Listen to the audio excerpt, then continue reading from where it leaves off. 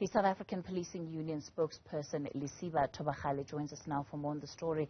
Mr. Thobakgale, firstly, just your reaction as a union to these visuals that have gone viral now. These are members that are part of the police service. What do you have to say about it? Yeah, thank you for having us, and greetings to the viewers back at home.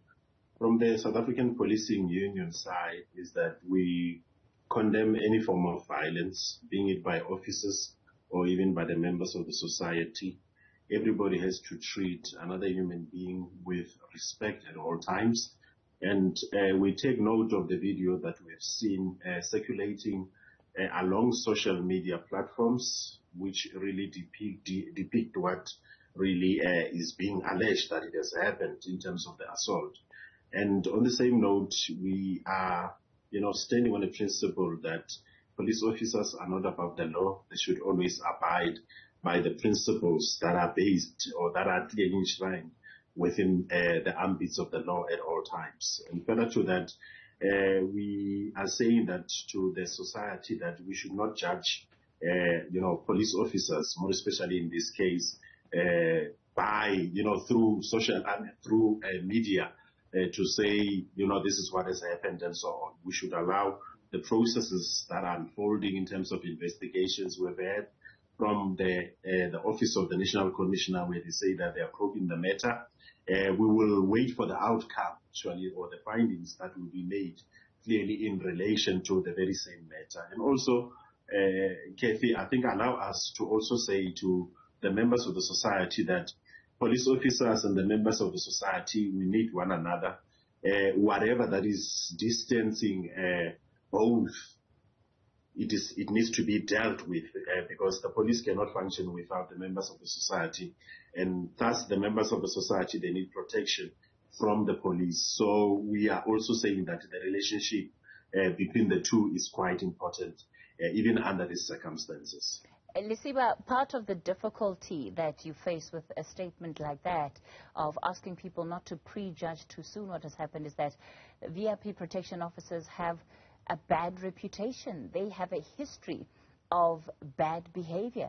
In fact, if we can look at just some of the incidents that have been previously reported, just earlier this year, in 2023, our team will show you an incident of what happened when the same VIP protection officers, maybe not the same individuals per se, but certainly members of VIP protection unit, they were filmed assaulting occupants of a car on a Johannesburg highway. Well, this is the latest incident, but if we go back into part of the history of what we've observed over the years, 2018 we had 2 fatalities that were reported, a high-speed road accident involving a convoy in the Free State. Further down that history, we also have a Joburg motorist that was reportedly, he had a firearm pointed at him. This is for not moving out of the way fast enough. It's part of that track record of bad behavior that I'm talking about. Here's another example that we can also look at, all the way right down to 2010, 2018. Here's another one from 2017. A Durban woman injured. Her car was forced off the road by a speeding convoy. So the general anecdotal evidence, Lesiba, is the fact that you have a group of officials that are a law unto themselves and have very much been allowed to get away with bad behavior. Surely it's time to bring this to an end.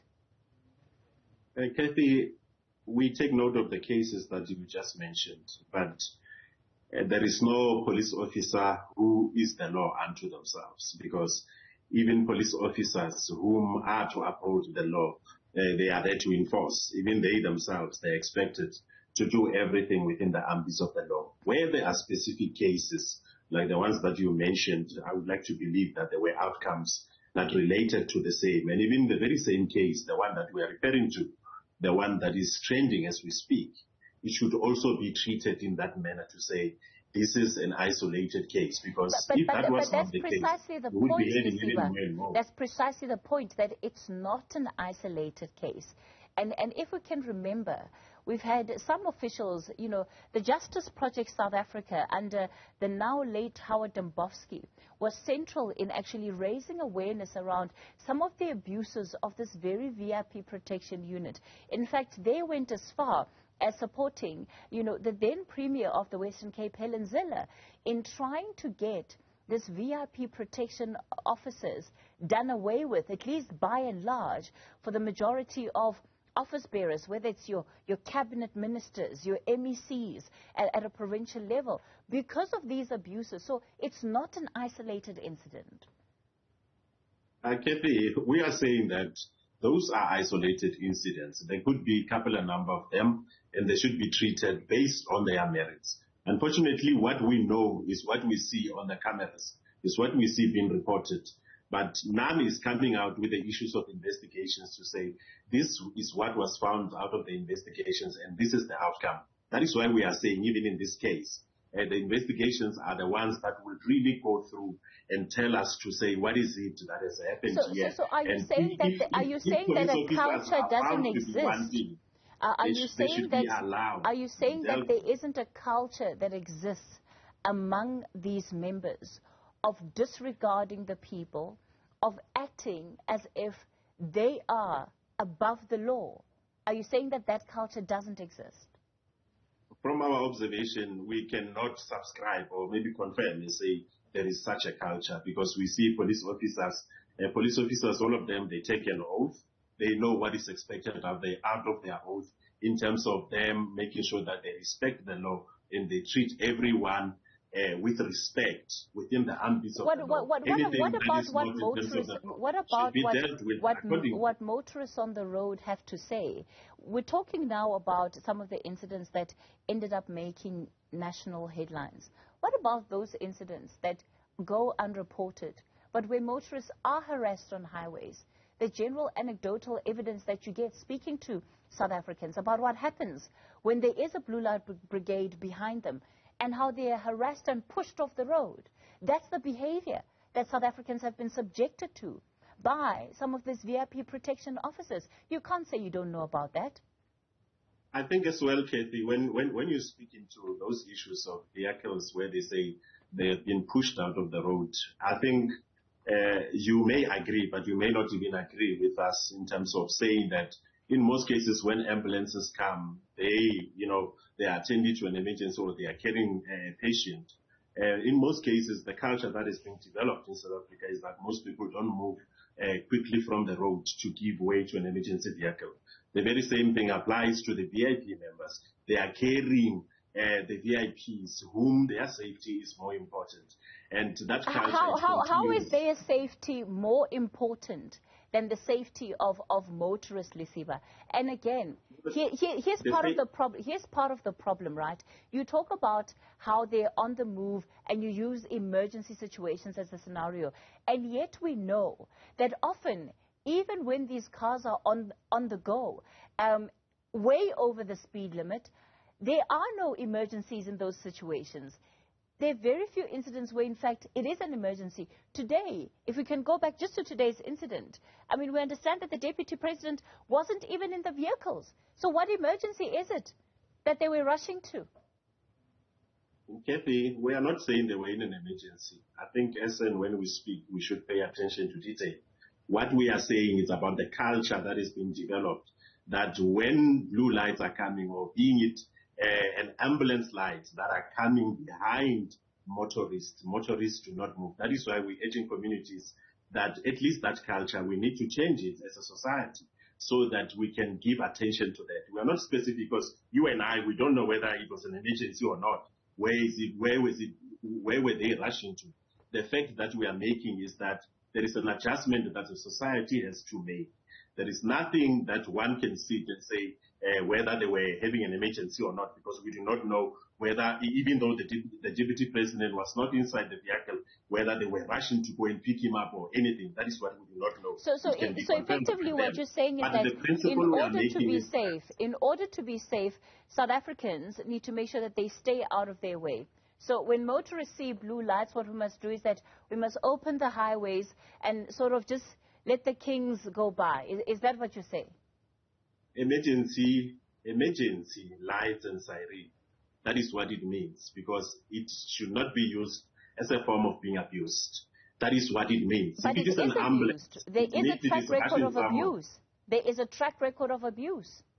If it can be proven, then somebody is found to be wanting, they should be dealt with in terms of the point is that they're not. And that's why we're talking about this culture, that it is a culture that is enabled by the system, that when issues are raised, all they get is a rap over the knuckles, and that's it. And that's why we're having this conversation, Lesiba.